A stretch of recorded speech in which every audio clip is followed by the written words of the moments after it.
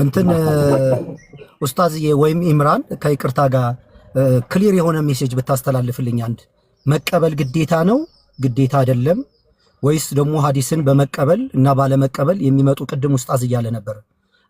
አንድ ሙስሊም ሐዲስን በመቀበል የሚያገኘው ነገርና ባለመቀበል የሚያመጣው ጉድለት ምናልባት ሚስ አድርገው ከሆነ ቁርአን በራሱ በቂ ስላልሆነ ነው ሐዲሱ እንደ ማብራሪያ የተጠቀመው እንድንጠቀም የተደረገው ወይስ እንዴት ነው? እዚህ ጋር ለሌሎችም ለኔም ክሊር የሆነ ሜሴጅ ብታስተላልፍ ወይም አንተ ወይ ኢንሻአላህ።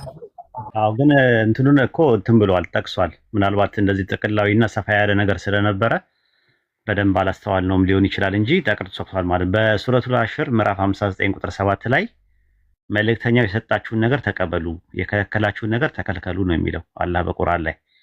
በሱረቱ ኒሳ ምዕራፍ 4 ቁጥር 59 ላይም የሚያጨቃጭቅ ነገር ሲኖር የሚያከራክር ነገር ሲኖር ወደ አላህ እና ወደ መልእክተኛው መልሱት ይላል።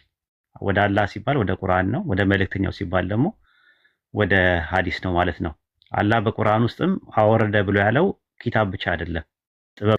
በቁርአንና በሐዲስ መካከል ያለው ልዩነት ምንድነው? ቁርአን መልእክቱም ቃሉም ያላህ ነው።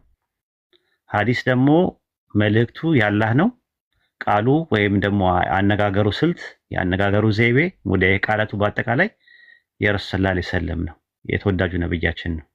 ይሄ ነው ልዩነቱ ማለት ነው። ልዩነቱ ቁርአን የአምላካችን ያላ ንግግር ነው፣ በመላእክቱ ጅብሪል አማካኝነት የመጣ ነው። ከዛም ባሻገር ደግሞ ሲቀራ ኢባዳ የሚፈጸምበት ነው። ለረሱል ሰለላሁ ዐለይሂ ወሰለም የተሰጠ ተአምርም ነው። አላህ እንደሚጠብቀው ቃል የገባለት ነገር ነው። ሐዲስ ደግሞ የረሱል ሰለላሁ ዐለይሂ ወሰለም ተአምር ተደርጎ የተሰጠ አይደለም። አላህ እንደሚጠብቀው ቃል አልገባለትም።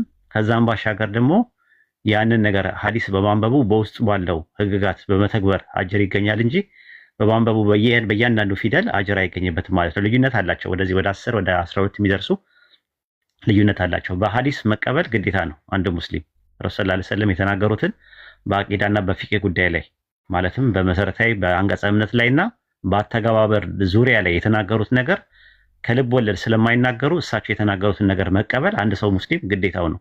ባይቀበል የረሱል ሰለላሁ ዐለይሂ ወሰለም ሪሳላ ሙሉ ለሙሉ አልተቀበለም ተብሎ ነው የሚፈየደው ማለት ነው።